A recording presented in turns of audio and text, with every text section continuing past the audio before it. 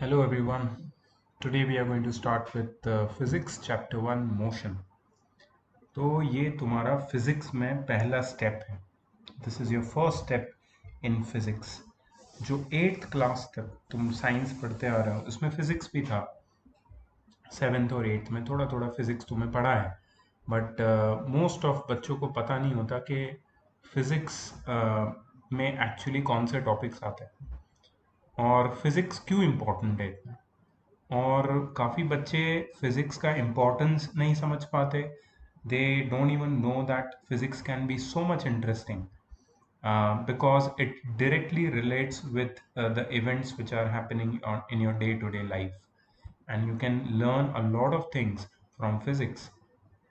So ninth standard में ninth class में जो फिज़िक्स का जो इंट्रोडक्शन या फिर जो एप्लीकेशंस शुरू होते हैं, they are so important. And basic चीज़ों से फिज़िक्स की शुरुआत नाइन्थ में होती है. So what I want you all to know is that physics is going to be very important in this particular class. तुम्हारे लाइफ का एक नया सब्जेक्ट शुरू होने जा रहा है. ठीक है. ये आगे जो भी बच्चे साइंस लेना चाहते हैं लाइफ में, आगे वो साइंस फील्ड में काम करना चाहते हैं, रिसर्च में जाना चाहते हैं, टेक्निकल फील्ड में जाना चाहते हैं, इंजीनियरिंग करना चाहते हैं, मेडिकल में जाना चाहते हैं, साइंस की शुरुआत, फिजिक्स की शुरुआत यहाँ से उनकी स्टोरी शुरू होती है. ठीक है. ये ईयर, ये स्टैंडर्ड तुम्हें हमेशा याद रहेगा क्योंकि यहाँ से तुम्हारा फिजिक्स शुरू हुआ है. याद रखो. जैसे तुम्हारी स्कूल की शुरुआत होती है नर्सरी से, राइट, प्री स्कूल में. तो nursery is the beginning of your school going life या स्कूल पीरियड या स्कूल लाइफ. वैसे ही जो तुम्हारा साइंस बैकग्राउंड है उसकी शुरुआत क्लास 9th के फिजिक्स के चैप्टर 1 मोशन से होती है. ठीक है. तो अभी क्या नया है इसमें, फिजिक्स में नया क्या है, तुम क्या नई चीज पढ़ने वाले हो, समझो इसको. सी इन फिजिक्स सबसे इम्पॉर्टेंट है डेफिनेशंस. बहुत सारी डेफिनेशंस हम पढ़ने वाले हैं. सो डेफिनेशन क्या होती है? Definition is basically an idea about a particular topic in couple of sentence. एक टॉपिक को हम एक या दो सेंटेंस में, 1 or 2 sentences में जब हम समझते हैं एक पर्टिकुलर टॉपिक को, उसको उस टॉपिक की डेफिनेशन बोलते हैं. अब डेफिनेशन में बहुत इंपॉर्टेंट चीज होती है टर्मिनोलॉजी. टर्मिनोलॉजी टर्मिनोलॉजी वो वर्ड्स होते हैं जो टेक्निकल एस्पेक्ट से बहुत ही पावरफुल होते हैं. They have got their powerful technical aspect. मतलब हमें कुछ ऐसे वर्ड्स यूज करने पड़ेंगे डेफिनेशन में, कुछ ऐसी टर्मिनोलॉजीज का यूज करना पड़ेगा जो टेक्निकली पावरफुल है. वो एस्पेक्ट के जो टेक्निकल टर्म्स है, जो टर्मिनोलॉजीज है, वो डेफिनेशन में होंगे. तो डेफिनेशंस आर वेरी इंपॉर्टेंट. अगर उन्होंने डेफिनेशन तुमने लिख दिया अपने वर्ड्स में, अगर टर्मिनोलॉजी नहीं रहा, इंपॉर्टेंट वर्ड्स नहीं रहे उसमें, तो डेफिनेशन फेल हो जाएगा. ठीक है. इसलिए डेफिनेशंस के जो वन और टू सेंटेंसेस होते हैं उसमें ये टर्मिनोलॉजीज का यूज बहुत जरूरी है. ठीक है. So definitions can not be written in regular language. Regular language मतलब तुम्हारे अपने वर्ड्स में. इंग्लिश लैंग्वेज का ही यूज करना है लेकिन अपने वर्ड्स में नहीं लिख सकते.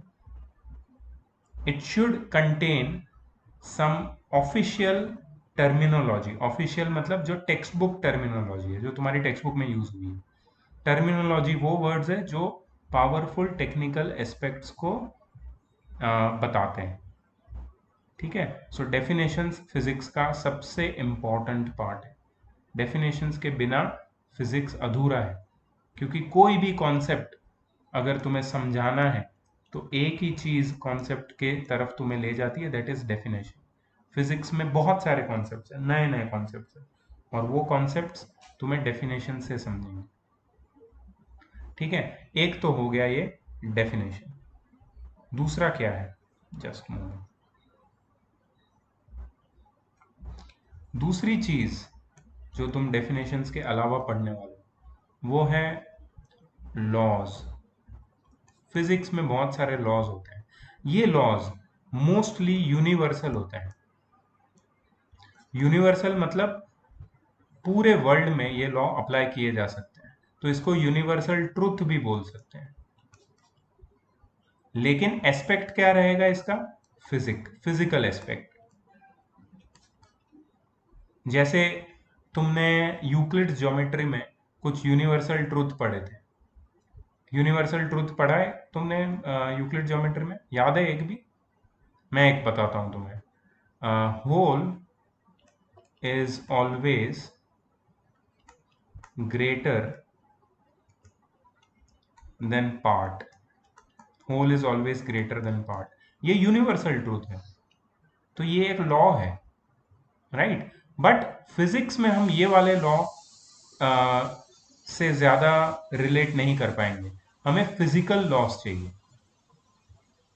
फिजिकल लॉस क्या होते हैं, जैसे सबसे ज्यादा फिजिक्स में जिस साइंटिस्ट ने कंट्रीब्यूशन दिया है वो है न्यूटन। नाम सुना है तुमने न्यूटन का? आइजैक न्यूटन उसका पूरा नाम है, आइजैक न्यूटन। ठीक है, 15th सेंचुरी में आया था आइजैक न्यूटन, 15th सेंचुरी में, 1400 समथिंग। तो न्यूटन ने बहुत सारे लॉज दिए हैं, Isaac Newton's laws. Isaac Newton नहीं, लेकिन जस्ट न्यूटन्स लॉज। तो ये जो न्यूटन्स लॉज है वो सिर्फ फिजिकल फिनोमेना, फिजिक्स से रिलेटेड फिनोमेना पे बेस्ड है, जो हम पढ़ने वाले हैं चैप्टर 2 में। हम ये पढ़ेंगे, न्यूटन्स लॉज पढ़ेंगे। ठीक है, ये न्यूटन्स लॉ यूनिवर्सल ट्रूथ है, तो लॉस पढ़ने वाले हम फिजिक्स में। अब ये लॉस को भी वर्ड टू वर्ड लिखा जाना और याद रखा जाना और समझा जाना चाहिए, वर्ड टू वर्ड। इसमें भी बहुत सारी टेक्निकली पावरफुल टर्मिनोलॉजीज है, तो बहुत सारी टर्मिनोलॉजीज से ये लॉज बनते हैं। तो लॉज में भी टर्मिनोलॉजीज को, मतलब वो सारे इंपॉर्टेंट वर्ड्स को, टेक्स्ट बुक टर्मिनोलॉजीज को तुम्हें लर्न करना पड़ेगा। तो फिजिक्स में डेफिनेशंस होती है, लॉज होते हैं। तीसरा क्या होता है, तीसरा होता है फिजिक्स में फॉर्मूले। तो जो बोल रहा है स्टूडेंट के मुझे फिजिक्स अच्छा नहीं लगता because physics has got lot of maths in it, yes, physics can without maths cannot exist, and maths without physics uh, is just you can say it is not an application. Physics is used in your day-to-day life, in the application of day-to-day life with the help of mathematics. ठीक है, and mathematics में without physics सिर्फ numbers रह जाते हैं, उसमें कोई application नहीं रहता। तो फिजिक्स का जो लैंग्वेज है वो लैंग्वेज मैथमेटिक्स है, ऐसे हम बोल सकते हैं। तो फिजिक्स में बहुत सारे फॉर्मूले होने वाले हैं। ठीक है, हर क्वांटिटी के लिए, every quantity, more or less every quantity is associated with a formula. Every quantity is associated with a formula. तो तीसरी इंपॉर्टेंट चीज है फॉर्मूला। बहुत सारे फॉर्मूला हम पढ़ने वाले हैं फिजिक्स में। Fourth important thing in the physics is units. ठीक है, क्योंकि हम लोग फिजिक्स में क्वांटिटीज पढ़ने वाले हैं, हर एक क्वांटिटी को मेजर किया जाना चाहिए। हर क्वांटिटी मेजरेबल होती है, मेजरेबल। ठीक है, और उसको मेजर करने के लिए हमको चाहिए यूनिट। जैसे कि एक क्वांटिटी मैं तुम्हें बताता हूं, डिस्टेंस। डिस्टेंस क्या है, क्वांटिटी। डिस्टेंस पता है ना तुम्हें, कितना दूर, कितना, how far, how long, how high, distance. ठीक है, डिस्टेंस को मेजर करने के लिए कौन सा यूनिट हम यूज करते हैं? मीटर, किलोमीटर, सेंटीमीटर एक्सेट्रा, बहुत सारे यूनिट्स है, ये तो मैंने कुछ ही बताया है।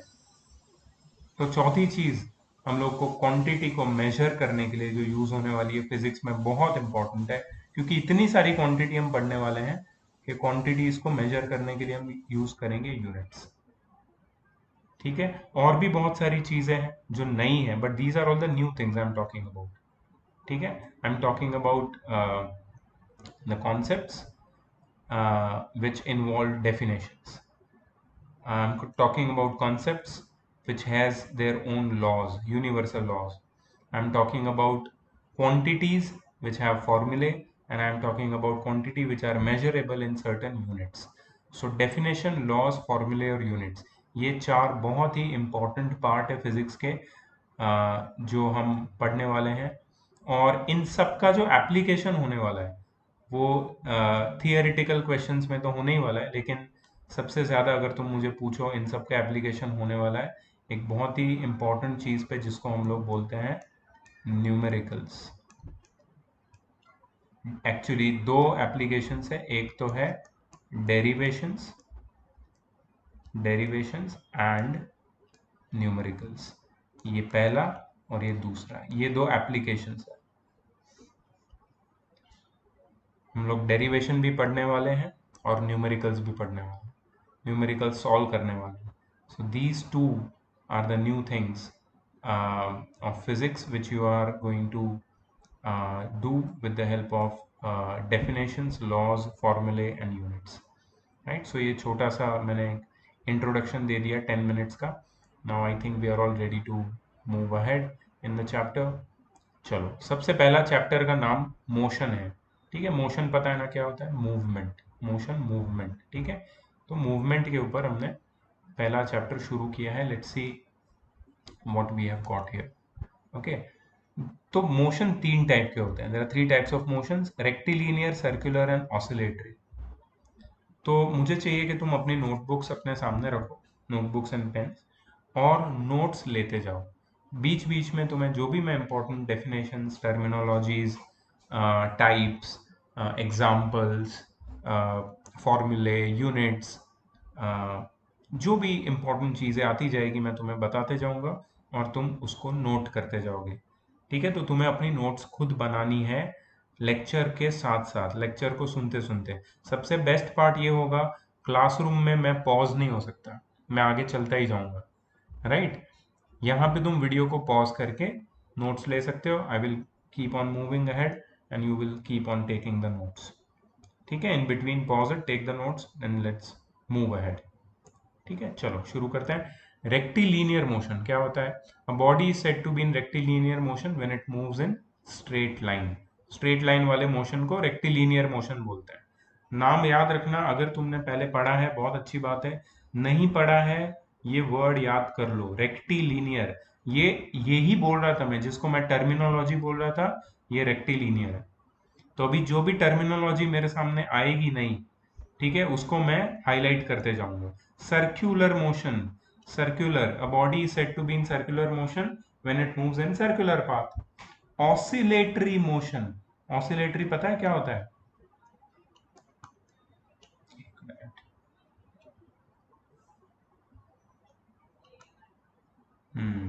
ऑसिलेटरी मोशन, ऑसिलेशन मतलब to and fro motion, backward and forward, repeated backward and forward to and fro motion को ऑसिलेशंस बोलता है। तो ऑसिलेटरी मोशन वो होता है जिसमें एक body repeatedly to and fro movement करती है अबाउट अ मीन पोजिशन। याद रखना, ये और एक टर्मिनोलॉजी है छोटी सी। What is mean position?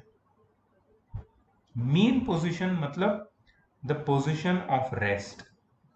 मैं तुम्हें थोड़ा सा नॉलेज इसका दे देता हूं। सपोज मैंने यहां पे एक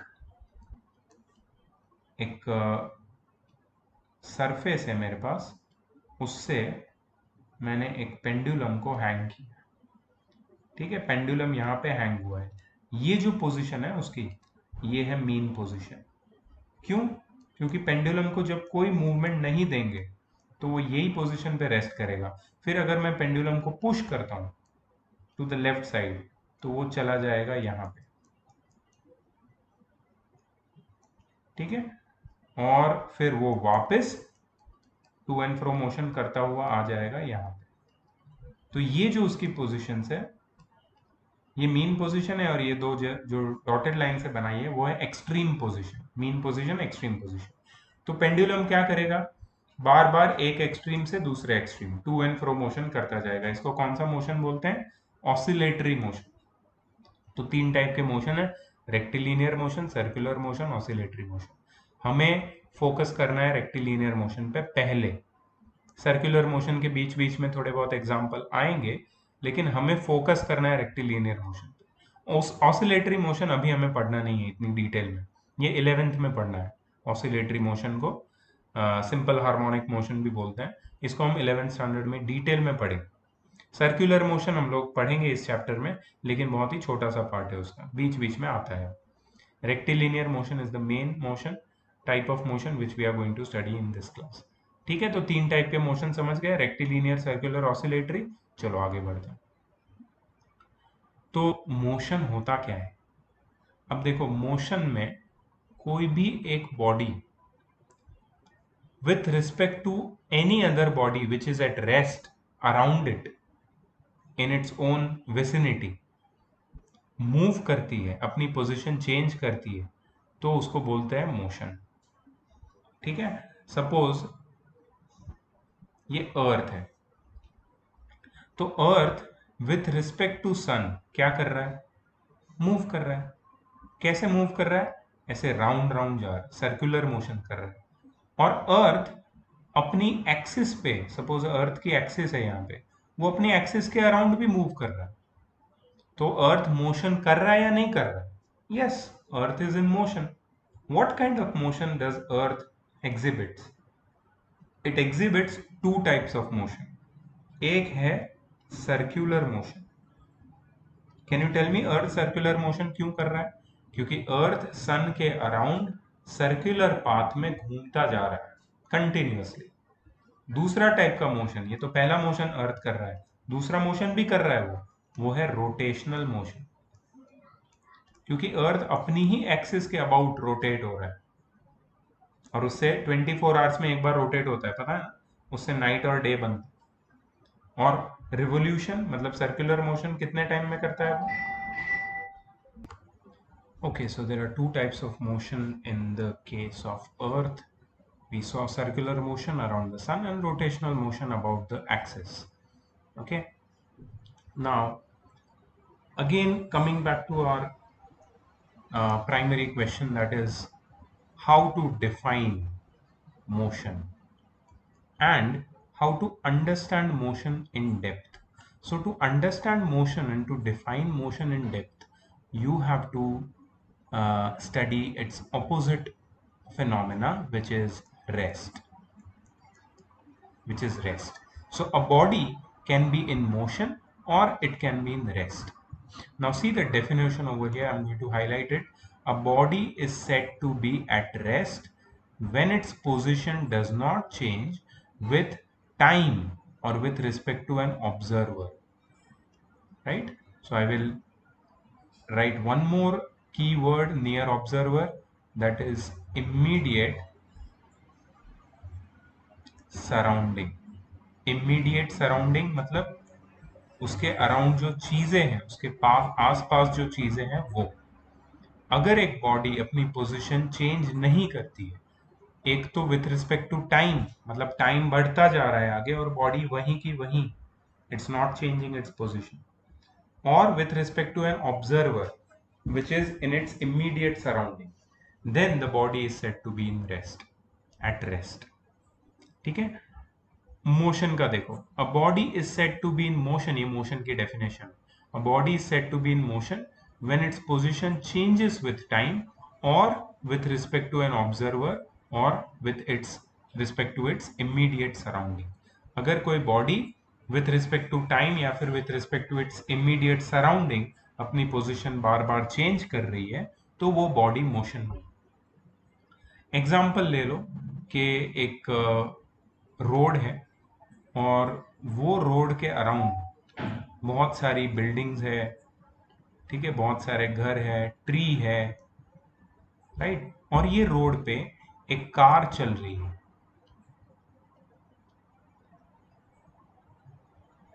ठीक है, मैं कार ड्रॉ कर लेता हूं।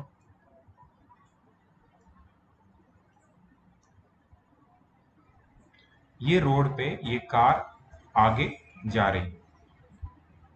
अब ये car with respect to its immediate surrounding मतलब ये बिल्डिंग्स, ये ट्री, ये तो कहीं नहीं जा रही, ये तो वहीं खड़े, बट ये कार अपनी पोजीशन कंटिन्यूअसली चेंज कर रही है। अब ये यहाँ पे है इस मोमेंट पे, आगे वो इस पोजीशन पे होगी, राइट। कार की पोजीशन चेंज हो जाएगी। सो कार मोशन में है या नहीं है? बिल्कुल है। The car is said to be in motion because it's changing its position with respect to time. Time आगे बढ़ा, कार की पोजीशन भी चेंज हुई, and with respect to its immediate surrounding. उसके इमीडिएट सराउंडिंग में जो भी चीजें है वो वहीं की वहीं रह गई, लेकिन कार ने अपनी पोजीशन चेंज कर ली विथ रिस्पेक्ट टू देम, दो स्टेशनरी ऑब्जेक्ट्स, राइट। तो कार मोशन में है।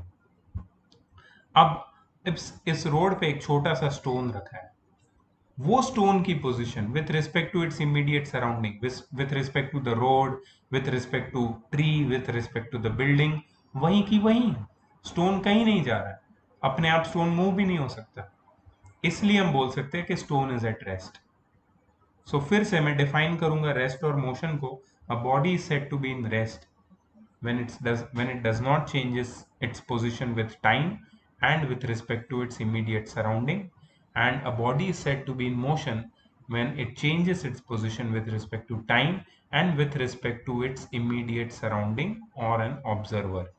अब यहाँ पे तुम ध्यान रखो कि जब मैं डिफाइन करता हूँ, मेरा word to word exactly same definition नहीं आ रहा है जो मैंने हाईलाइट किया उससे, लेकिन वो सारे टर्मिनोलॉजी, वो सारी टेक्निकल टर्म्स मैं यूज कर रहा हूँ which are necessary to define motion और rest in context of physics. Physics के हिसाब से जितने भी टेक्निकल टर्म्स होने चाहिए वो सारे मैं यूज कर रहा हूँ डिफाइन करने के लिए। सो तुम्हें भी यही चीज ध्यान में रखनी है, टर्मिनोलॉजी यूज करना नहीं भूलना है। अगर तुम्हारी टर्मिनोलॉजी करेक्ट है, अगर तुम करेक्ट साइंटिफिक और टेक्निकल वर्ड्स यूज करते हो, तो तुम्हारी डेफिनेशन में अगर थोड़ा ग्रामेटिकल चेंज आता है तो वो चलता है, ठीक है। तो जब मैं बोलता हूं कि डेफिनेशन वर्ड टू वर्ड होनी चाहिए, प्लीज उसको रट्टा मत मारो, खास करके फिजिक्स में। तुम अपने वर्ड्स में नहीं लिख सकते, वो बात बिल्कुल सही है। सेंटेंस फॉर्मेशन ग्रामेटिकली थोड़ा बहुत चेंज हो सकता है, but technical terms, terminology text book की होनी चाहिए, तो तुम्हारी डेफिनेशन को सही माना जाएगा, ठीक है। मोशन और रेस्ट समझ में आ गया? चलो ठीक है। तो रेस्ट और मोशन ये दोनों रिलेटिव टर्म्स है, ये भी हम समझ सकते हैं। यहाँ पे लिखा गया है कि rest and motion are relative terms. Relative का मतलब क्या होता है?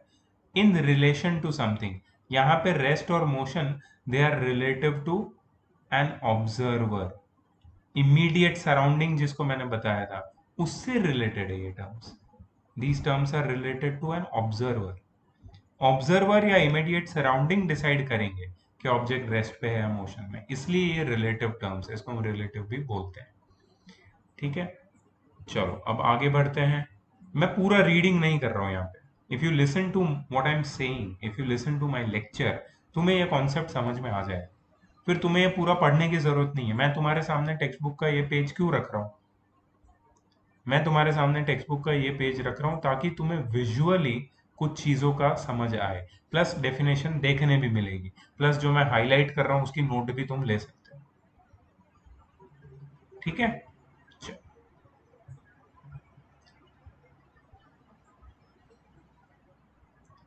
यहाँ पे एक और चीजें बताई है उन्होंने कुछ, वो देख लेते हैं। एक कॉशन दिए वो लोगों ने। There are some objects which move very slowly with respect to the observer. For example, the movement of hour hand of a clock. If the hour hand is observed for a second, it may be at seem to be at rest. We may reach at a wrong conclusion. So one should be very careful in such cases for keeping the observation time appropriate. Hour hand को तुम्हें देखना है तो are hand को तुम्हें at least 5 to 10 minutes के लिए observe करना पड़ेगा, तब जाके उसमें थोड़ा सा मूवमेंट दिखेगा। अगर तुमने 2-3 सेकंड के लिए आर हैंड को देखा क्लॉक में तो ऐसा लगेगा कि वो रेस्ट पे। ठीक है। सो कुछ ऑब्जेक्ट्स ऐसे होते हैं जो बहुत स्लो चलते हैं, तो उनको ज्यादा टाइम के लिए जब देखोगे तब जाके कंक्लूजन पे आना कि वो रेस्ट पे है या मोशन में। चलो आगे बढ़ते हैं। तो कुछ एक्सरसाइज है, ये एक्सरसाइज का मैं पीडीएफ तुम्हारे ग्रुप में डाल दूंगा, ये तुम्हें सॉल्व करनी है। ठीक है।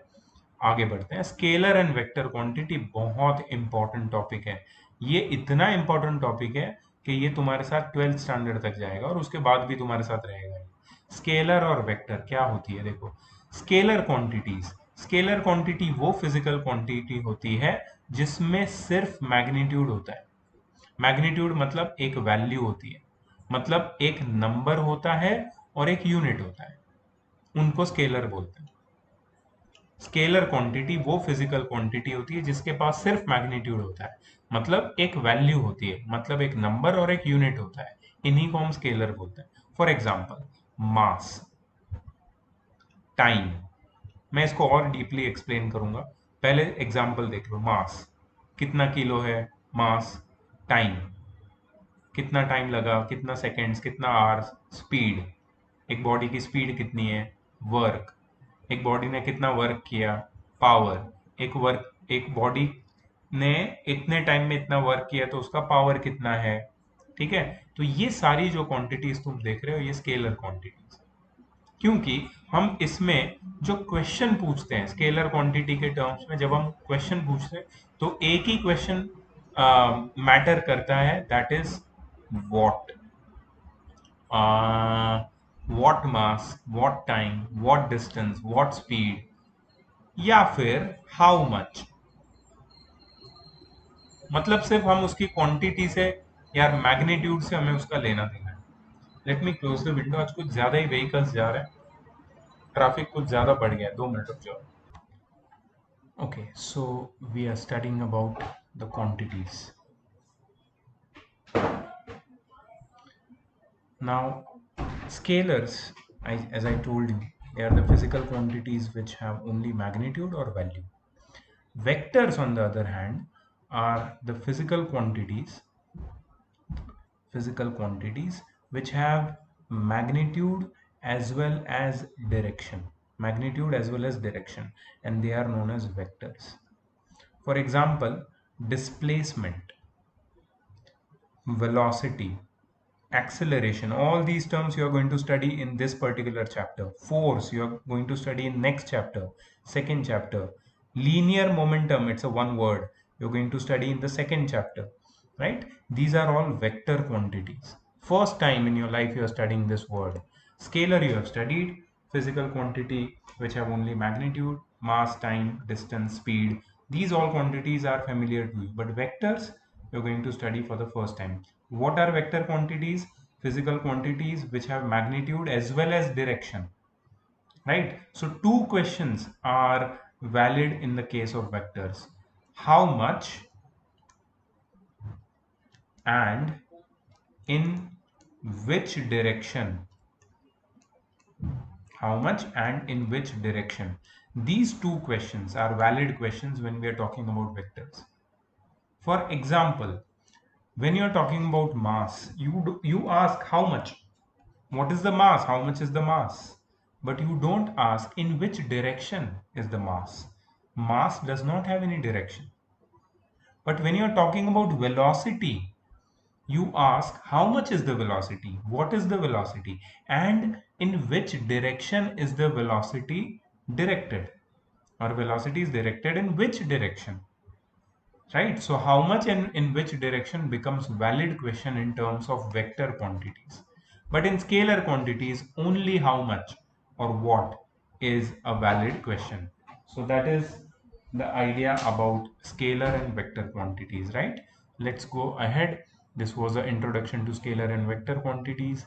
Okay, now we are going to start describing motion, right? When we have to start describing motion, we need to locate an object in its different position at different instants of time, And for this, for locating an object for different position at different instances of time, we need a reference point, right? Suppose a boy is cycling as seen in the picture over here, and this 0 is the reference point, right? If you see x-axis over here, this is the left direction and this is the right direction of x-axis, in which they have measured the distance in meters. Okay, so if you move towards right direction, the distance goes on increasing. But if you move towards left direction from the reference point, the distance goes on becoming negative or goes on decreasing. So wherever you are, if you move towards right, you are going away from your reference point. If you are moving towards left, you are going towards your reference point.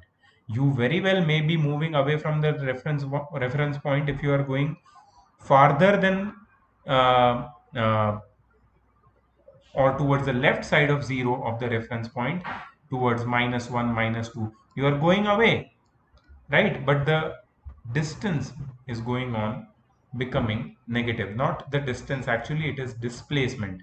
You are displacing yourself in the negative direction. That is the left side. That is the left side, and the right side is the positive direction. So think of it as a number line. 0 is the reference point, your original position. Right side, all the positions are positive. Left side, all the positions are negative, right? So if you want to describe motion, you need a reference point. A reference point is something which tells you how far you are from your original position, how far you are from your original position, right? Now there is one more thing: time. Time is not shown on the axis, or time is not shown on the number line, but it is written on under your position. Like at reference point, what is the time? 0 second. At the second position, where you are 2 meter away from the reference point in the positive direction, what is the time? 1 second. At the third position, that is after covering 4 meters, after being 4 meters away from the reference point, what is the time? 2 seconds. At 3 seconds, what is the position? 6 meter away from the reference position, reference point in the positive direction. So there are two things relative to which we are describing motion. So motion is described relative to number one, reference point, right? How far you are from the reference point, in which direction you are particular distance far from the reference point. And so reference point is very important, right? According to, or relative to reference point, you are describing the motion. And the second thing is time, right? So whatever is your position, wherever you are, how much time has elapsed, how much time has passed. Okay, if you have started at 0 seconds, what is the time now? So time can describe motion and the reference point can describe motion. So these two are very important tools for describing motion. So now we'll understand motion with respect to time and with respect to the reference point, right? So this is very, very clear, very easy topic, right? Describing motion. Now see the observation which they are saying, right? Of observations of this particular example which you are seeing at the top of your screen. This example, the observations are here. At time t is equal to 0 seconds, your position is at 0 meter. You are at the reference point. After 1 second, you are at 2 meter. After 2 seconds, you are at 4 meter. After 3 seconds, you are at 6 meter, right? So there is a table which describes your motion, and the table has two things: time and position. Position, we get an idea with respect to reference point, and time we get idea reference with respect to the time which has elapsed, time which has passed. So we have to measure time and we have to measure the distance from the reference point. These two things can describe motion very easily, right? Now, going ahead, they have said that the person applies brakes at t is equal to 3 seconds and instantaneously turns back. So after 3 seconds, what happens? This is shown in this particular picture. That upper picture is over. So I'm drawing a red line over here. Okay, so that is gone. That is finished. Now there is a new situation. After 3 seconds, the person applies brakes on his bicycle and turns back, turns in the opposite direction. And his return journey at various instants of time is shown in the following figure. Now what he is doing is he is moving in opposite direction. You understand? He is moving in opposite direction, absolutely opposite direction. So he is moving towards the reference point. Opposite direction means, see, this was the reference point originally. He is moving towards the reference point. ठीक है, चलो let's try to understand. So at 3 seconds he is at 6 meter mark, 6 meter away from the reference point. At 4 seconds, after 1 second, he is again at the 4 meter mark. At 5 seconds he is again at the 2 meter mark. Now as you see, he is going towards the point from which he had started. At 6 seconds he is at 0 meter mark, again at the position,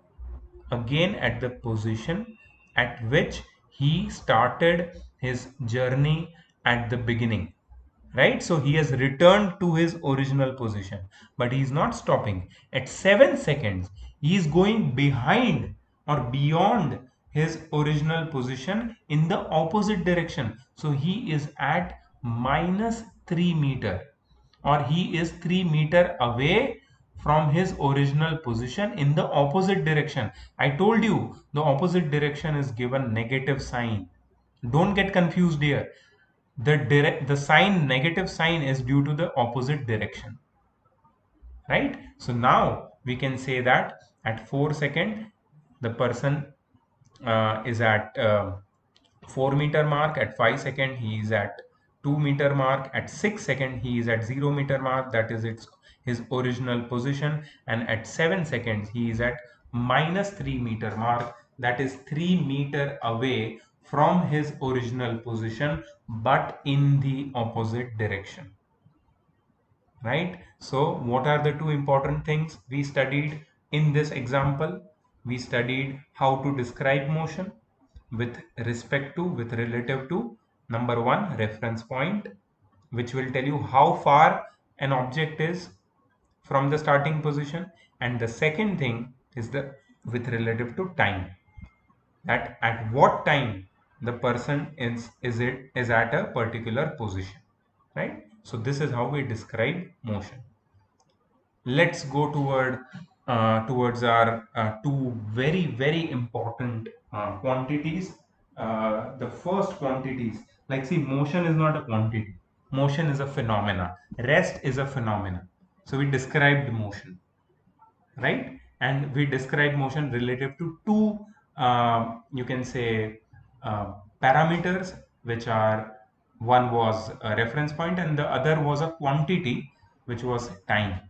So indirectly we have studied time indirectly, right? But time is not the first important quantity of this chapter. The first quantity, physical quantity, which we will measure and whose definition will be given, is distance and displacement. First and second quantities, right? Very important, distance and displacement.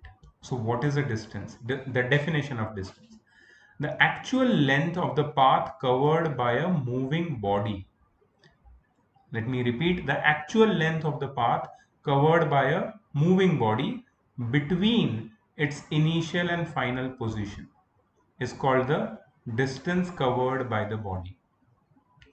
It has no sense of direction, it has only magnitude.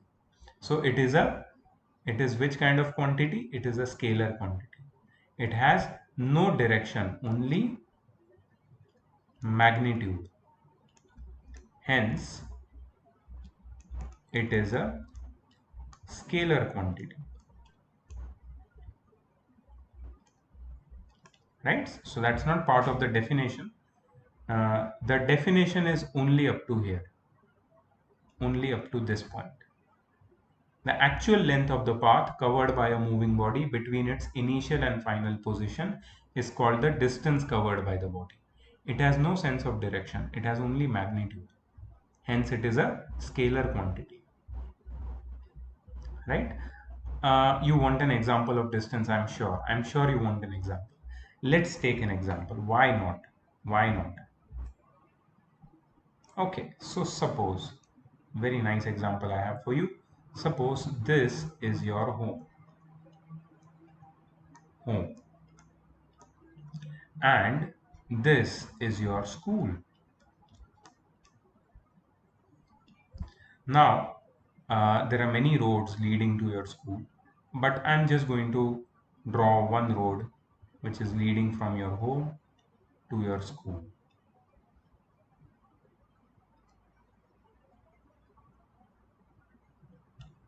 Okay, so for going to your school from your home, you have to walk 20-meter. Okay, I will draw the directions over here. This is, let's say this is east, this is west, this is north, and this is south. So you have to travel 20-meter east, then you have to go 30-meter south, then you have to go 10-meter west, then you have to go uh, 10-meter south, then you have to go 50-meter east, then you have to go 50-meter north, then you have to go, right? This is how roads are. You cannot go walk in a straight line and reach to your school. You have to go where the road takes you. You have to take, then you have to take 20-meter east, right? Then you have to go 100-meter towards south, 20-meter east again, 30-meter north again, and finally 10-meter to east. And this is how you reach your school. Now the question is, what is the distance between your home and your school? This is the question. This is a valid question which anybody can ask. What is the distance between your home and school? Now, what is the definition of distance? The definition of distance is the length of actual path covered by your body, by you, of course, in going from home to school. What is the length of actual path your body is covering? So what we will do is we will add all these numbers. 30 plus, sorry, 20 plus 30, 50 plus 10, 60, 70, 120, 170, 190, 290, 290. Okay, so 290 and 20 is 310, right? Am I right? Let me check again. I thought I made a mistake. 20 plus 30, 50, 60, 70, 120 plus 50, 170, 190, 290, 310 plus 30, 340 plus 10, 350. So how much distance has been covered? 350 meter. You have to cover a distance of 350 meter. Now, have I asked this question? In which direction you have to cover this distance? No, that is not a valid question. Direction is meaningless when we are talking about distance. Direction does not make any sense. You are covering the distance in many directions. You are first going east, then south, then west, then south, then east, then north, then east, then south, then east, then north, then east. Which direction you will say? So direction is senseless when we are talking about distance. We are only concerned about one question: how much? We are not concerned about in which direction.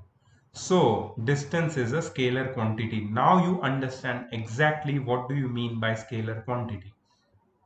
And now you exactly understand what is a distance. Distance is the total length of the path covered by a body. Total length of a path covered by a body in reaching from one point to another point. Right? So the example covers everything. It clears your idea about distance. Now come to what is displacement. Okay, hold on. Displacement. The shortest distance between initial and final positions of a moving body is called displacement of the body, and it is directed from initial to the final position. Absolutely fantastic definition. Now you will see how displacement is different from distance. Distance में हमने क्या बोला था? Actual length of the path covered by a moving body between its initial and final position. जो path पे body actually move कर रही है वो सारी पाथ को ऐड करते जाओ, और डायरेक्शन नहीं पूछा है, सिर्फ मैग्नीट्यूड पूछा है, कितना टोटल कितना लेंथ कवर किया वो. बट डिस्प्लेसमेंट क्या होता है? It is the shortest distance between initial and final position of a moving body. So they are not concern about in which direction the body, I'm sorry, in how much is the actual path which is covered by the body. They are not concerned about that. They are just concerned about initial point, final point. एक line draw करो, बस बता दो कितना हो गया distance, shortest distance initial और final point के बीच में, straight line वाला distance, और कौन सी direction में हो गया. सो डिस्प्लेसमेंट को अगर तुम पूछोगे कि सबसे इंपॉर्टेंट कीवर्ड क्या है, तो मैं बताऊंगा कि shortest distance between initial and final position in a straight line and in a particular direction from initial to final position. ये होता है डिस्प्लेसमेंट. अब तुम बोलोगे सर प्लीज एग्जांपल दे दो क्योंकि कुछ समझ में नहीं आया. तो ये लो एग्जांपल. तुम बोलोगे सर सेम एग्जांपल में कैसे एक्सप्लेन कर सकते हैं डिस्टेंस को? बिल्कुल कर सकते हैं, क्यों नहीं कर सकते. ये देखो, ये तुम्हारा इनिशियल पोजीशन है. मैं यहाँ पे दूसरा एक कलर यूज करूंगा. Please give me permission.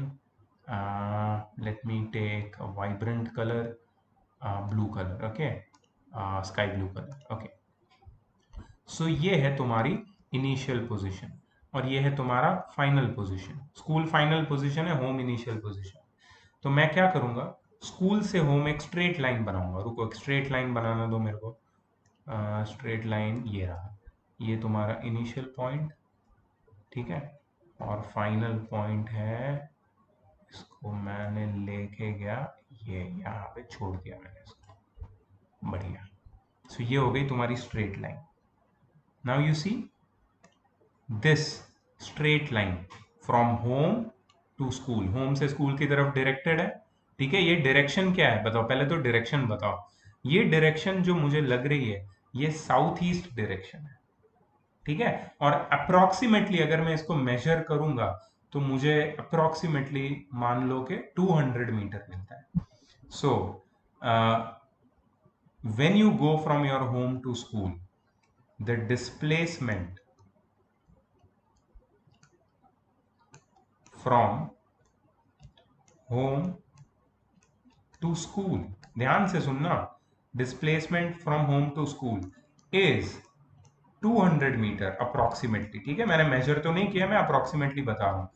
200 metre approximately from home to school. ये तो लिख दिया मैंने, फिर से फ्रॉम क्यों लिख रहा हूं, एक्चुअली मुझे डायरेक्शन बताना है. इन साउथ ईस्ट डायरेक्शन. तो तुम्हें समझ में आया? मैंने दो चीजें जो हमने डेफिनेशन में पढ़ी थी वो मैंने यहाँ पे बताई. कौन सी दो चीजें पता है तुमको? Just moment. दो चीजें हैं. एक तो है shortest distance from initial to final position. कितना है शॉर्टेस्ट डिस्टेंस? 200 मीटर. और मैंने बताया डिस्टेंस, सॉरी डायरेक्शन. कौन सा डायरेक्शन है? South east direction. तो स्ट्रेट लाइन अगर बना दें हम इनिशियल और फाइनल पोजीशन के बीच में, उसका जो लेंथ होगा वो डिस्प्लेसमेंट होगा इन अ पर्टिकुलर डायरेक्शन. बट अगर एक्चुअल पाथ को हम लोग ऐड कर ले तो हमें डिस्टेंस मिलेगा. So distance is the total length covered by a body in the actual path, and displacement is the shortest distance between initial and final position in a particular direction. ये अब तुम्हें clear होना चाहिए distance और displacement का फर्क। और भी एग्जांपल आएंगे हमारे सामने जो हम लोग समझेंगे, बट अभी अभी के लिए तो हम लोग समझ गए। और एक इम्पॉर्टेंट चीज मैं तुम्हें बताना चाहता हूँ, ये वाला देखो, जो क्वांटिटी है डिस्टेंस और डिस्प्लेसमेंट, वो दोनों को मेजर करने के लिए हम कुछ यूनिट्स यूज करते हैं। और वो यूनिट्स क्या है? वो यूनिट्स है metre, kilometre, centimetre, miles, etcetera etcetera. ठीक है, इसमें से सबसे कॉमनली यूज्ड यूनिट जो हम लोग ये चैप्टर में करने वाले हैं वो ही है मीटर, किलोमीटर, सेंटीमीटर। इसके बारे में मैं और बात करूंगा, लेकिन वो न्यूमेरिकल्स पार्ट में करूंगा। मैं इसका एक पार्ट बनाना चाहता हूँ। थियरी खत्म करके हम लोग वो न्यूमेरिकल पार्ट की तरफ आगे बढ़ेंगे, मतलब वो उसका वीडियो में अलग से बनाऊंगा, जिसमें सिर्फ इसके न्यूमेरिकल्स एस्पेक्ट पे, मतलब जो मैथमेटिकल एस्पेक्ट पे हम लोग बात करेंगे। यहाँ पे सिर्फ मैं थियरी की बात कर रहा हूँ, ठीक है, ताकि दोनों चीजें हमें मिक्स ना करनी पड़े। ठीक है, तो डिस्टेंस डिस्प्लेसमेंट दोनों को मीटर, किलोमीटर और सेंटीमीटर यूनिट्स में मेजर किया जाता है। ओके, यहाँ पे कुछ न्यूमेरिकल्स हैं जिसको मैं आगे भगा रहा हूँ, क्योंकि मैंने बोला कि मैं ये अलग वीडियो में इसके ऊपर बात करूंगा। ठीक है, अच्छा, अब देखो क्या बोल रहे हैं लोग। Does displacement depend on the path of the body? तुम्हें क्या लगता है, क्या डिस्प्लेसमेंट पाथ पे डिपेंड करता है? नहीं, डिस्प्लेसमेंट पाथ पे नहीं डिपेंड करता, क्योंकि डिस्प्लेसमेंट तो सबसे शॉर्टेस्ट डिस्टेंस है इनिशियल और फाइनल पोजीशन के बीच में, तो डिस्प्लेसमेंट पाथ पे डिपेंड नहीं करता। तो डिस्प्लेसमेंट किस पे डिपेंड करता है? डिस्प्लेसमेंट सिर्फ स्ट्रेट लाइन पे डिपेंड करता है। किसके बीच में स्ट्रेट लाइन? इनिशियल और फाइनल पोजीशन के बीच में। और इनिशियल और फाइनल पोजीशन तुमने यूक्लिड ज्योमेट्री में पढ़ा है। इनिशियल और फाइनल पोजीशन को अगर हम दो पॉइंट मान ले, दो पॉइंट को ज्वाइन करने वाली कितनी लाइन हो सकती है? How many lines can be drawn to pass through two points और to join two points? Only one. मतलब डिस्प्लेसमेंट सिर्फ एक ही यूनिक हो सकता है दो पॉइंट के बीच में, जो इनिशियल और फाइनल पॉइंट्स, राइट? तो डिस्प्लेसमेंट पाथ पे डिपेंड नहीं करता, डिस्प्लेसमेंट स्ट्रेट लाइन पे डिपेंड करता है, इनिशियल और फाइनल पॉइंट पोजीशन को ज्वाइन करने वाली स्ट्रेट लाइन पे। सबसे इंपॉर्टेंट चीज तुम्हारे सामने आ चुकी है, डिस्टेंस और डिस्प्लेसमेंट के बीच के डिफरेंसेस। ये तुम्हें नोट कर लेना है, वीडियो पॉज करके इसको नोट करो और इसको रट्टा मार लो। समझ तो आ गया है, लेकिन लर्न कर लेना ये, क्योंकि ये बहुत फेवरेट क्वेश्चन है, एग्जाम में पूछते हैं ये क्वेश्चन। पहला डिफरेंस, डेफिनेशन। दोनों की डेफिनेशन, पहला डिफरेंस है डिस्टेंस की डेफिनेशन क्या है? The actual length of the path covered by a moving body between initial and final position is called the distance covered by the body. Displacement, the shortest distance between initial and final position of a moving body, is called displacement of the body, and it's directed from initial to final position. Second, direction is not associated with distance. Direction का कोई distance नहीं होता, हमने पहले ही देखा। तुम school से घर से स्कूल जा रहे हो, कौन सी डायरेक्शन में जा रहे हो, ऐसा हम नहीं बोलते हैं जब हम डिस्टेंस की बात करते हैं। हम सिर्फ ये बात करते हैं कि school is at a distance of 350 metre from home, या home is at a distance of 350 metre from school, not in any direction. ऐसा नहीं पूछते इन विच डायरेक्शन, ये नहीं पूछते। But direction is always associated with displacement. जब हम school और घर के बीच में एक स्ट्रेट लाइन ड्रॉ कर रहे थे तो हमें मिला था डायरेक्शन, यस, 200 मीटर इन साउथ ईस्ट डायरेक्शन। देख लो फिर से वो पार्ट वीडियो का, याद आ जाएगा। Distance is a scalar quantity. It has only magnitude, no direction. Displacement is a vector quantity. It has direction as well as magnitude. Distance is always positive, क्योंकि हम हमेशा ऐड करते जाते हैं, तो डिस्टेंस हमेशा पॉजिटिव होगा। But displacement can be positive और नेगेटिव। ये इतना इंपॉर्टेंट है ये वाला पॉइंट। तुम पूछोगे सर डिस्प्लेसमेंट नेगेटिव कैसे हो सकता है? क्योंकि डिस्प्लेसमेंट डायरेक्शन पे डिपेंड करता है, तो वो हमेशा नेगेटिव भी हो सकता है। तुम्हें वो साइकिलिस्ट का एग्जांपल याद है? वो अपने रेफरेंस पॉइंट पे था, वो जब रेफरेंस पॉइंट पे था तो डिस्प्लेसमेंट जीरो था। वो रेफरेंस पॉइंट से राइट में गया, राइट में, तो डिस्प्लेसमेंट पॉजिटिव होता गया। लेकिन जब वो रेफरेंस पॉइंट से लेफ्ट में गया तब डिस्प्लेसमेंट क्या होता गया था? नेगेटिव। लास्ट में याद है 7 सेकेंड्स पे वो -3 मीटर पे पहुंचा था। तो वो डिस्प्लेसमेंट दिखा रहे थे क्योंकि वो डायरेक्शन से एसोसिएटेड था। जो भी चीज डायरेक्शन से एसोसिएटेड होती है वो पॉजिटिव और नेगेटिव हो सकती है, और उसी को हम डिस्प्लेसमेंट बोलते हैं। And the final point of difference is distance cannot have a value 0 for a moving body. Distance अगर moving body है तो distance positive ही होगा, जीरो नहीं हो सकता, नेगेटिव तो हो ही नहीं सकता, जीरो भी नहीं हो सकता। बट डिस्प्लेसमेंट जीरो हो सकता है if the initial and final position are the same. Cyclist का एग्जांपल, साइकिलिस्ट पहले आगे गया रेफरेंस पॉइंट से, फिर वापस आया टर्न मार के, और वापस वो पहुंचा था रेफरेंस पॉइंट पे, तब देखा था उसका डिस्प्लेसमेंट कितना था? 0 मीटर। देख लो वापस वो पार्ट वीडियो का। तो डिस्प्लेसमेंट जीरो हो सकता है जब इनिशियल और फाइनल पोजीशन सेम हो जाती है, बट डिस्टेंस कभी जीरो नहीं हो सकता।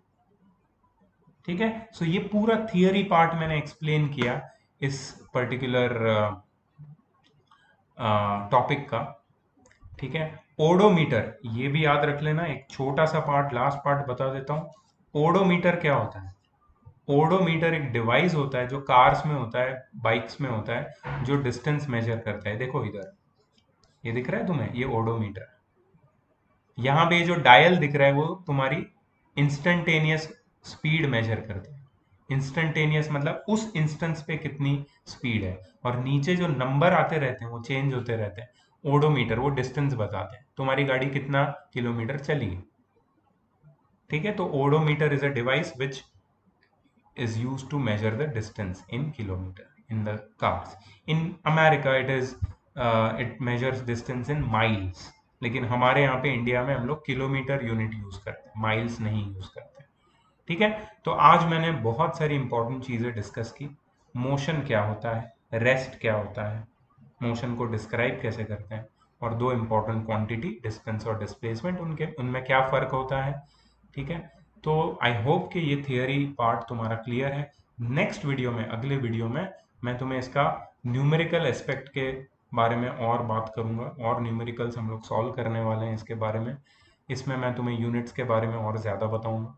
ठीक है, so for now we are done with this first lecture of physics motion. I hope you liked it. Please group में अपडेट करो जब तुम ये लेक्चर देख लोगे, और तुम्हें ये कैसा लगा ये भी अपडेट करो। मुझे तुम्हारे रिव्यूज़ चाहिए। तुम्हें अच्छा लगा, नहीं अच्छा लगा, बोरिंग था, और इंटरेस्टिंग बनाऊँ मैं इसको, इंग्लिश में बात करूँ या हिंदी में बात करूँ या दोनों में बात करूँ, mix, right? Please share with me, आप मेरे से बात कर सकते हो। ठीक है, बिकॉज आगे जो टॉपिक्स हम पढ़ने वाले हैं फिजिक्स के, तुम सोच रहे होगे मैंने फिजिक्स में इतनी डीले क्यों कर दी। मैंने डीले इसलिए किया फिजिक्स पढ़ाने के लिए, बिकॉज मैं ये इतने इंपॉर्टेंट टॉपिक से मैं तुम लोगों को थोड़ा जानना चाहता था। अब मैं सबको जानता हूँ पर्सनली, ठीक है, मिले नहीं है, क्लास में बैठे नहीं है, लेकिन मैं जानता हूँ। अब मैं तुम्हारे साथ फिजिक्स पढ़ सकता हूँ। अब तुम थोड़े फ्री हो गए हो मेरे साथ डाउट पूछने के लिए, क्योंकि बहुत डाउट्स निकलने वाले। मैं कोशिश करूंगा वीडियोस इतने अच्छे बने कि तुम्हारे डाउट ही ना निकले, लेकिन ऐसा मैं पक्का नहीं बता सकता। डाउट तो आएंगे ही, और आएंगे तो बहुत अच्छा है। I will be very happy to solve your doubts, right? So I will see you in the next lecture. Watch this video, enjoy it, and give me the reviews on the group, right? See you later. Bye bye.